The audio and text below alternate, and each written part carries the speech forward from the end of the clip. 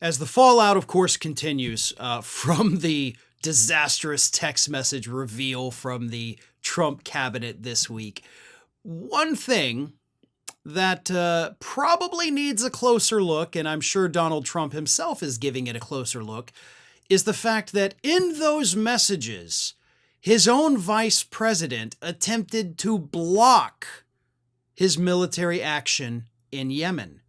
And to his full credit, J.D. Vance was actually the voice of reason. He was intelligent. He made a great argument. It's just that nobody else in the text gave a damn.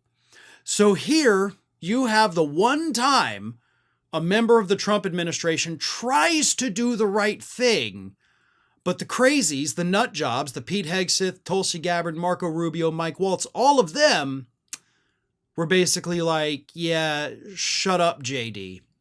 In fact, as somebody who is also a human being and knows how group texts work, it wouldn't surprise me if a second group text popped up after that just didn't include JD Vance. Because that's what happens in group text, right? Let's be honest.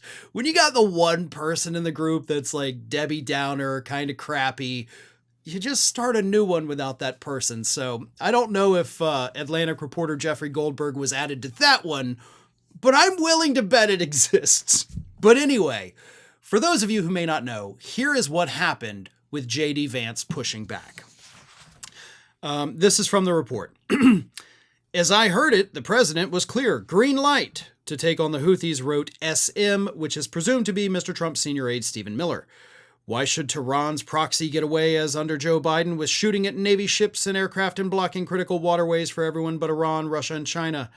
The key exchange began March 14th, a day before U.S. strikes on Yemen, when the Signal user Michael Waltz wrote, quote, "Team, you should have a statement of conclusions with taskings per the president's guidance."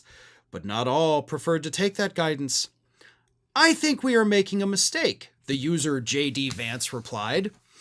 3% of U.S. trade runs through the Suez, the canal blocked by Houthi fire, while 40% of European trade does. I am not sure the president is aware how inconsistent this is with his message on Europe right now.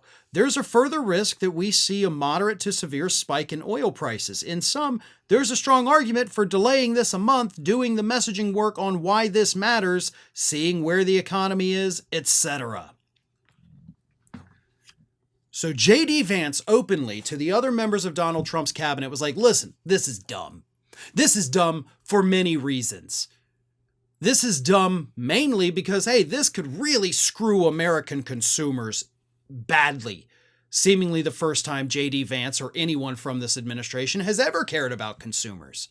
So, credit where credit is due, J.D. Vance made a good, solid, fact-based argument against his boss, Donald Trump.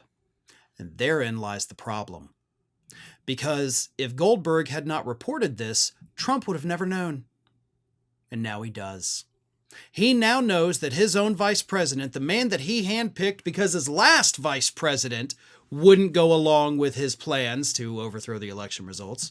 This is slightly different, but still defiance. What does that mean for J.D. Vance? What does this mean for the future of the Trump administration? Does this mean that J.D. Vance is done for? Is Trump going to kick him out? Probably not. But I think it means something bad.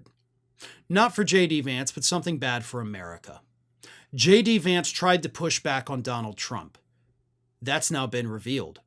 Trump's not going to take that lightly, and neither is anybody else in the cabinet, and neither is MAGA world.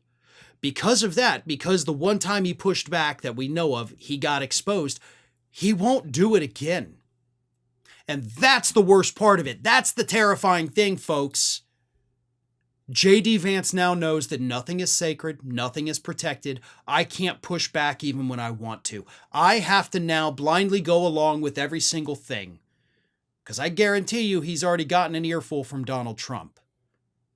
So J.D. Vance is being put in his place. So that one, again, occasional, maybe at best, voice of reason is now gone from this administration. Thanks for watching, everybody. And if you're not already, please subscribe to the channel. We got fresh content every day for you. And if you want to follow us across social media, make sure you check out all of the social links that we have posted in the description of this video.